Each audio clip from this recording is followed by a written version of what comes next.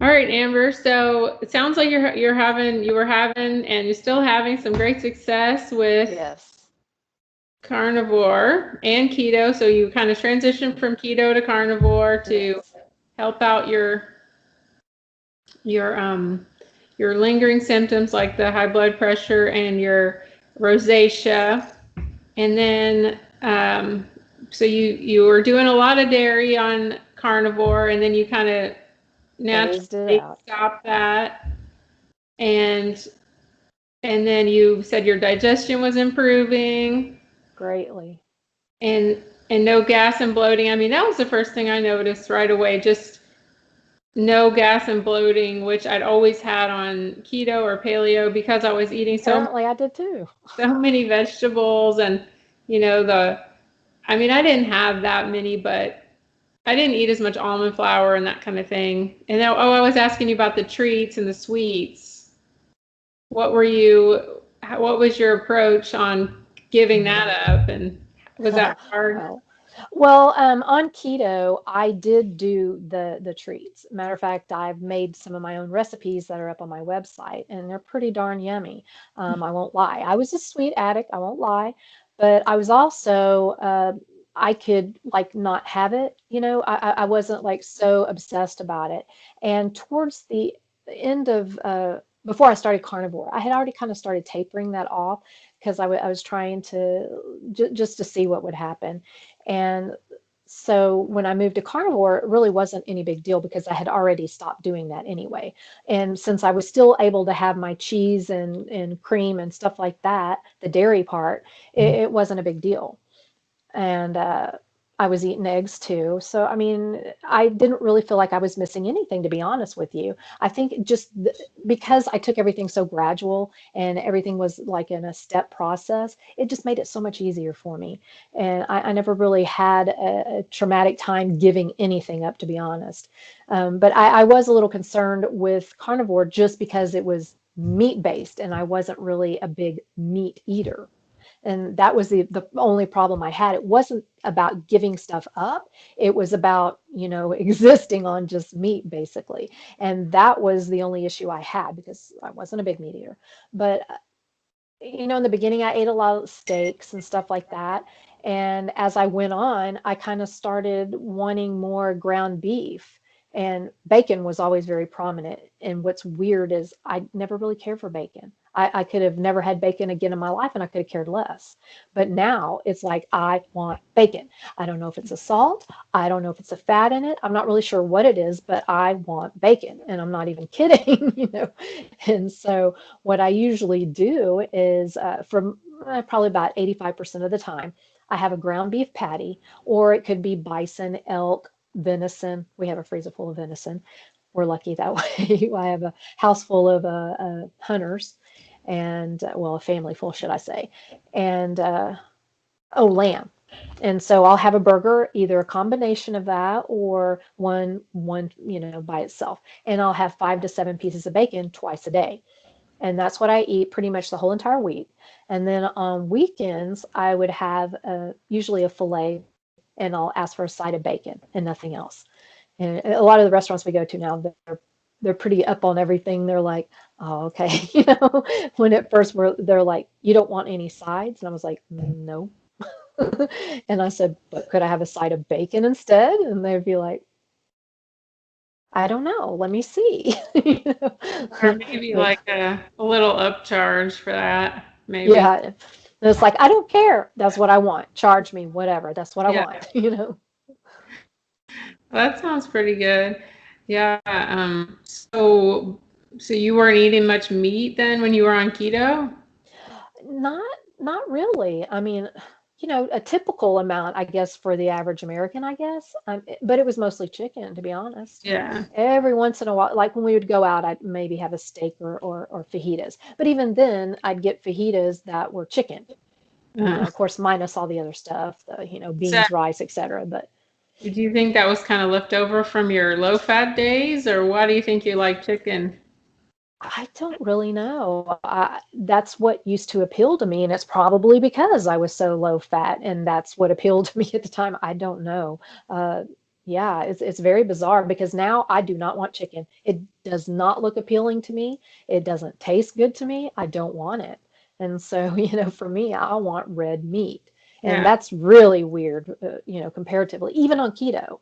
And I mean, I did eat more red meat on keto probably than I used to, but not, that much. yeah. Well, and yeah, I mean, I'm the same way in that my husband loves chicken and he could eat it like every meal. And I mean, I've told you this on Instagram, I think, but um, he, so we do eat wings sometimes because that's what he's having. And, sometimes you get sick of making two things, you just want to eat whatever they're having. But he does not like, he will eat red meat, but he doesn't care about it the way I do, and Yeah. oh my goodness, like, and I used to always love red meat. I always have all my life, but it has intensified greatly on Yeah. or I mean, it's like if I don't get my red meat right now, somebody's going down. Isn't So that weird though? I mean, I don't know, you probably had a similar background, but it's like there's a difference between craving like sugar or yeah, carbs yeah, versus craving something your body telling it's different. And it's kind of like this very powerful, I need that, not I want that. yeah. Or at least that's the way it is for me. It is. It is. And I mean, other people that are not carnivore won't understand it at all. I mean, No, no, I didn't understand that. and they're like last night I was looking for something and I had eaten usually I keep a lot of ground beef and I'd eaten all the ground beef that I could see because my sister came for lunch, so I gave her the ground beef. She's also carnivore. So I cooked up all the ground beef that we had or that I saw, and then I found one more in the back of the freezer like last night, and I was like, yes. Yeah, I know the feeling. And I was like, because I was thinking, I don't want to go to the store. Exactly, because But somebody's going to the store. yeah, yeah. Yeah, it was just so funny when I found that because I did have a lot of like stew meat and that kind of stuff, but it takes longer and it's frozen. Yeah, Like, oh, yeah. and ground beef you can unthaw it pretty quickly. Yes, and it's really quick to cook. I love it. I just pop my bacon in the oven, and while that's cooking, I'll make my little patty. I like them fresh, and then I'll put it in the pan, and just, by the time the bacon's done, my meat's done, and it's all good. Now, Easy. are you a big air fryer person? I do not have one. I've never had one. Okay. I've seriously thought about it. The only issue I have is cabinet space. Space. You And know? well, that's why what I did when I got mine, I saw Marie Emmerich posting about this one, and I thought, because I love my toaster oven, she had one that's a toaster oven and it's an air fryer, and I was like, oh, now that's the ticket. Because I'll have a toaster oven anyway, but I could just replace that. It wouldn't be another thing. I'd be still the same amount of things. So I got that kind, and I have really loved it because it's still a toaster, it's still a oven, a small oven, and that kind's been really nice for me because I feel like it'll last longer too. I mean, it's a little pricier than just like the $50 one. It's about 160 or something like that. But I feel like for me, not having that extra little plastic piece of crap Yeah, yeah, yeah, is like, yeah. and I don't want more because I already have like my Vitamix because I put my coffee in my Yeah. Vitamix and then I have my water kettle and I have my Instant Pot. They're Yep. all on the counter. It's like Yeah. not one more thing. But I'm cooking way less. I'm sure like you are cooking way less. Well, let me just tell you about that one. Okay, so I'm the only carnivore in the house, right? So what I cook for me, super easy, fast, little cleanup, it's awesome, right? Well, the other two people living in my house are keto, which I'm thrilled about that. But, on keto, there's way more, way more you have to do. The vegetable, the this, the that. And Okay. so it takes a lot more of my time and effort and sometimes I get a little, like, because it would be so simple if they would just eat a hamburger patty.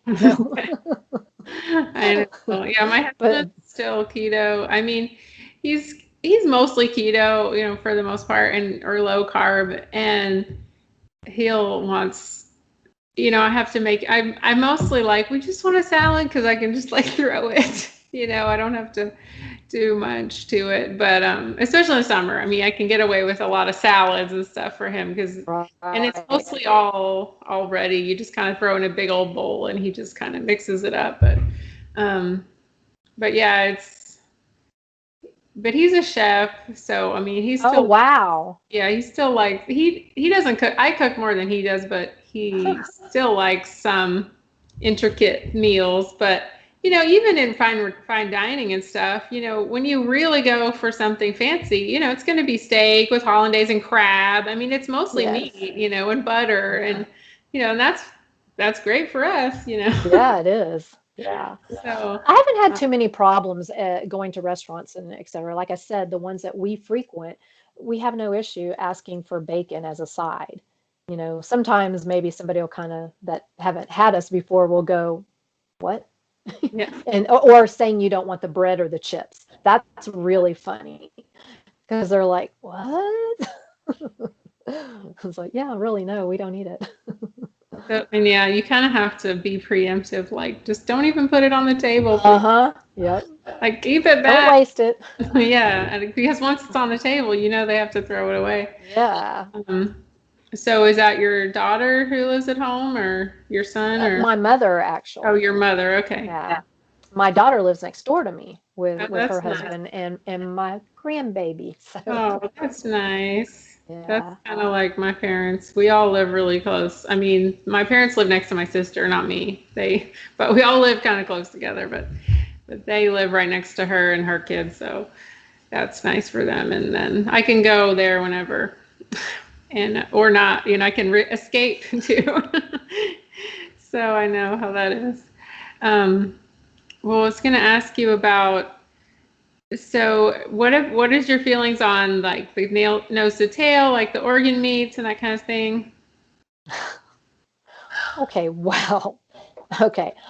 I am trying very hard to branch out. Like I said, I am trying to experiment and broaden my horizons, if you will, and just be able so I can speak from experience.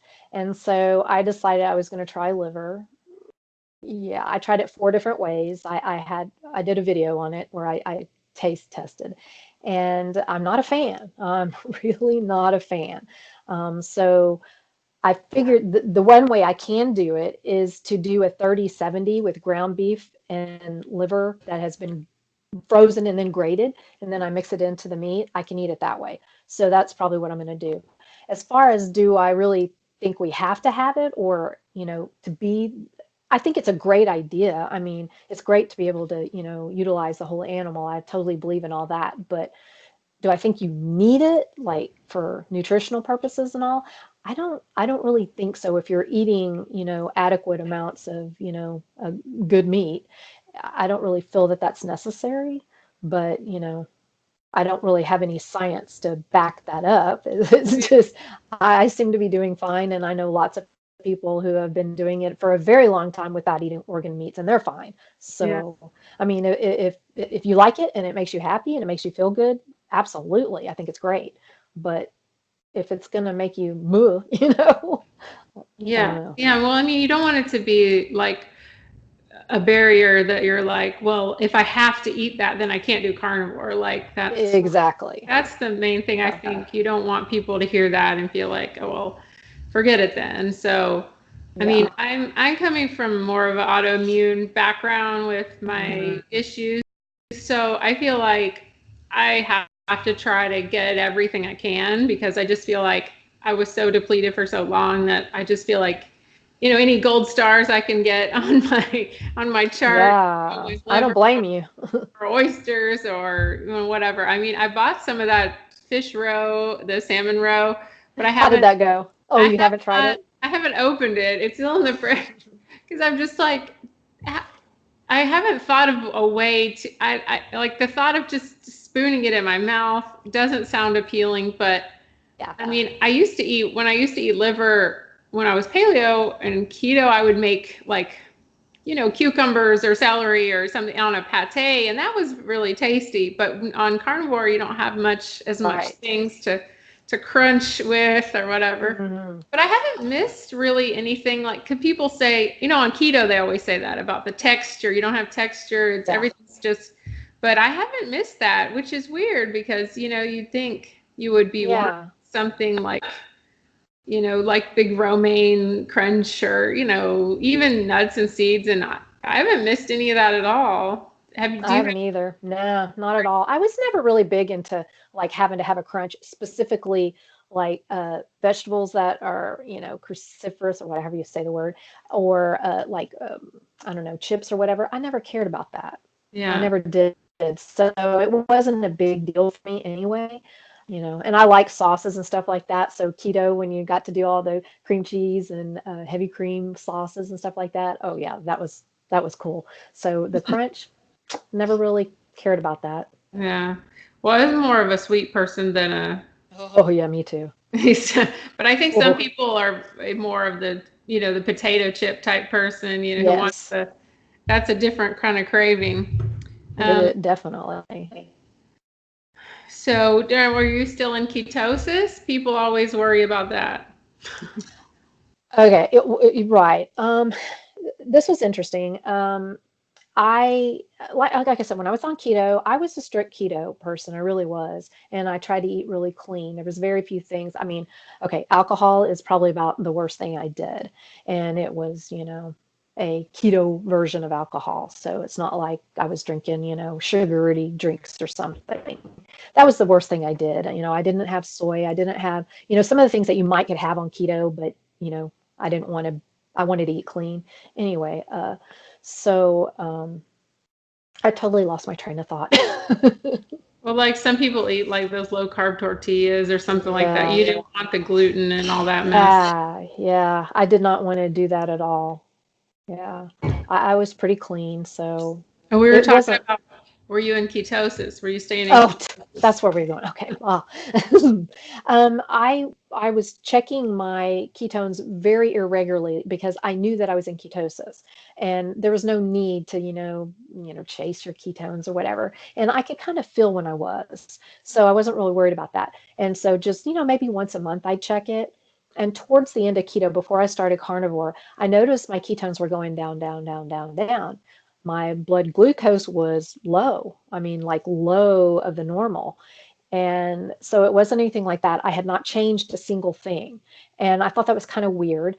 And I had seen where some people said that it's just because you're really fat adapted. Your body is now knowing how, much ketones to produce. So you're not just floating it around in your blood or whatever. And I thought, okay, well, that would make sense because I've literally done nothing different. But then I've heard other people say that's a bunch of BS, that that's not true. So I have no clue about that. Anyway, so we go into carnivore. I kind of do it a couple of weeks and then I decide I'm going to check my ketones and my blood glucose.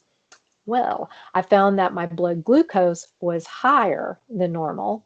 And like I said, I was really low, like real low. And all of a sudden I was more like average. I mean, it's still good, but for me, that was high. So it kind of alarmed me a little bit Like coming from you're a saying pre-diabetic background. you went from like a 70 to a 90 or Like a 68 to a like 82. And like I said, it's nothing bad, but for yeah, me, that's a big difference. yeah. And Talking about morning and first thing or yeah, well, okay. I get up at the crack of dawn. So my morning time, my early morning would be 10 a.m. So whatever, so I don't know if that would, still be under the dawn phenomenon or whatever. But see, I did it at the same time on keto and it was low. So I okay. don't have anything to do with that. But then I would check my ketones too. And the last time I checked, it was a zero point 0.4. So I haven't checked in a while. I was going to do that on Friday just to see if it's changed any. That, I don't really know what the deal is with that. I'm not worried about it. It could be just my body adjusting and it hasn't, quite got there yet. I don't know. But like I said, at the end of keto, I was already starting to not show, a good ketone level where I You, always was. but you were over zero point 0.5 when you were on keto? Oh, yeah. Yeah. I would be more like 1.5 to that kind of thing. Oh, And then wow. it just kind of started, going down, even though if anything, I was eating cleaner.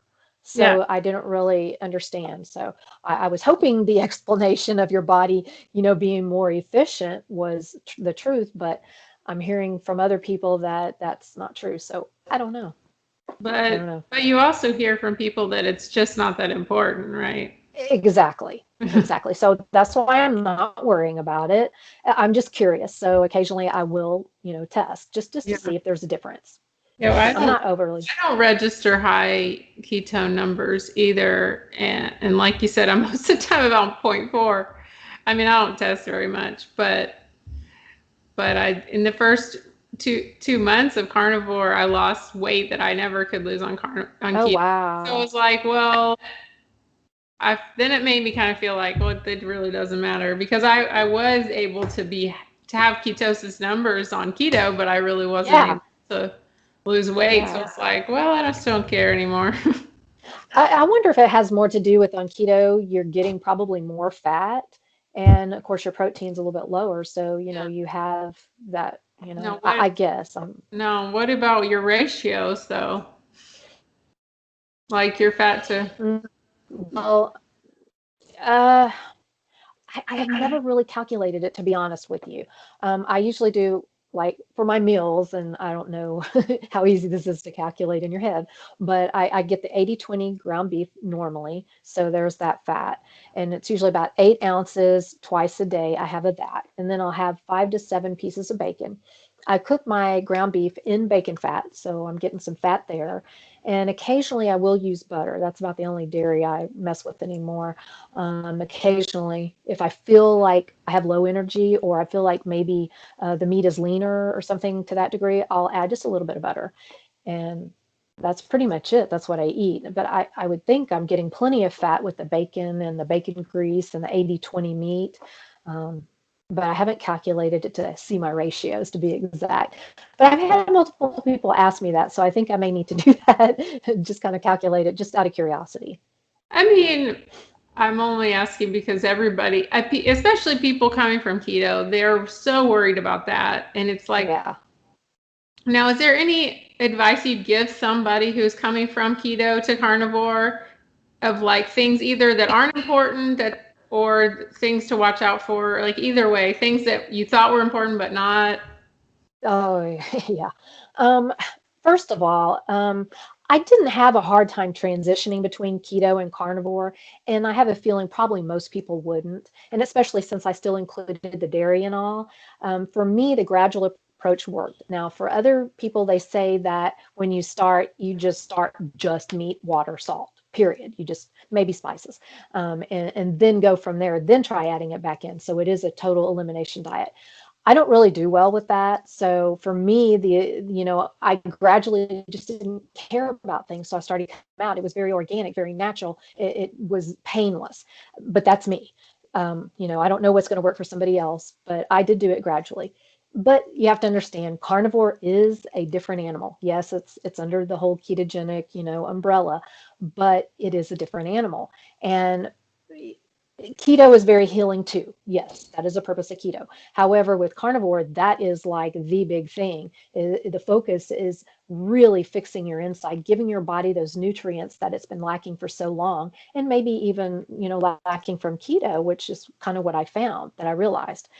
So just understand it is different, but it's not as extreme as what some people make it out to be, especially if you kind of do it in a gradual mode, if that's the kind of person you are. Um, like I said, I didn't have really any issues.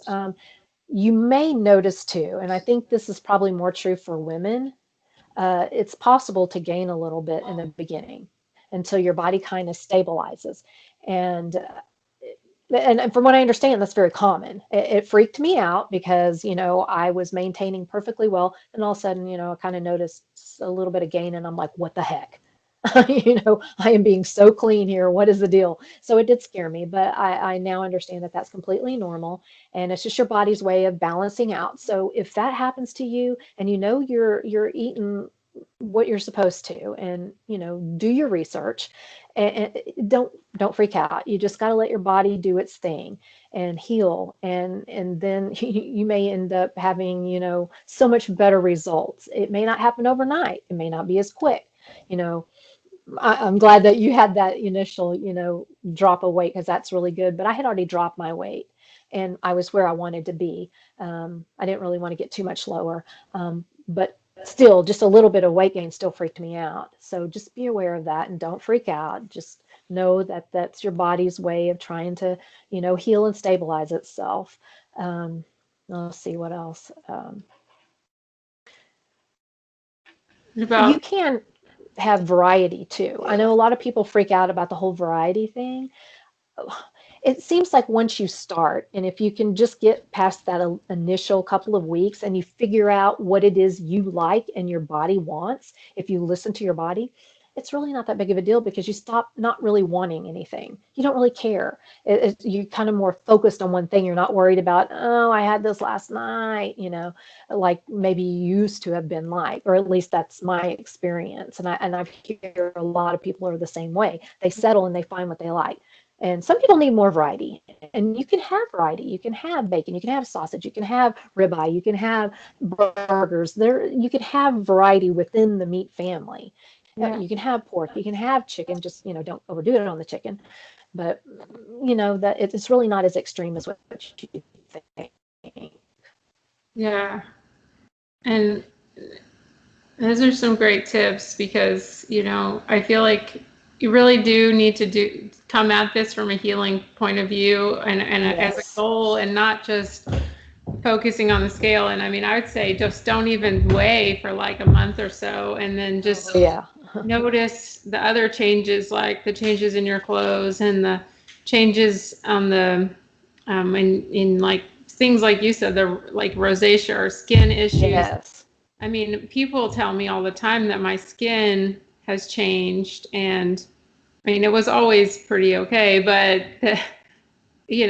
that's nice to hear when you're, over 40, to hear people say like, Right? your skin. I mean, they say it a lot, and I'm like, well, it must be, I mean, people I don't even know, and it's like, okay, well, that's good, So, Yay.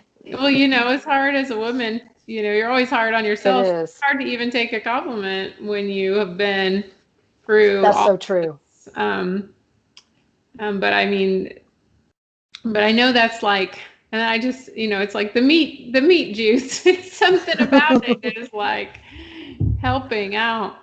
Um, so let's see. I think that's, a lot of the good stuff that we had to talk about. And I'm just so glad you and Brett are getting the word out. And so tell people a little bit about where they can find your podcast, and where they can reach you and stuff like that. Okay, on Instagram, that's where we're doing our Ketovore cast, Brett and I, Thankful Carnivore. That is on Lone Star Keto Girl or Thankful.Carnivore. We take turns on who's hosting it. Right now, we're doing Instagram Live. Eventually, we may move it to YouTube, but for now, we're going to stick with Instagram Live, so we can get a lot of interaction with people, and so they can ask us questions and etc. And so if anybody wants to join us, that would be really awesome. We usually put out a notice of when we're going to do it, because we're kind of experimenting to see when is a good time and all that. So again, that's Lone Star Keto Girl and Thankful.Carnivore. And on Twitter, if you want to get a hold of me, I am lone_star_keto. And I also have a website that has some good information, some keto recipes and some things like that. And eventually I'm going to integrate carnivore in there too. I just haven't quite got that far yet. I'm still wanting to learn more before I start putting any of that out there. But that is lone-star-keto.com. Oh, I think awesome. that's it. So, just some closing words on giving people some motivation if they're hesitant to get started or maybe scared.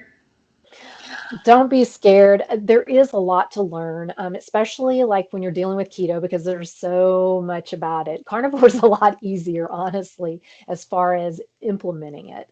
But just, take it gradual if you're one of those people. If you're not, fine, jump both feet in, but do your research. Always, always do your research. It's so, so important. And that way you know what you're getting into, you know what you need to do, and get support. Support is so very important.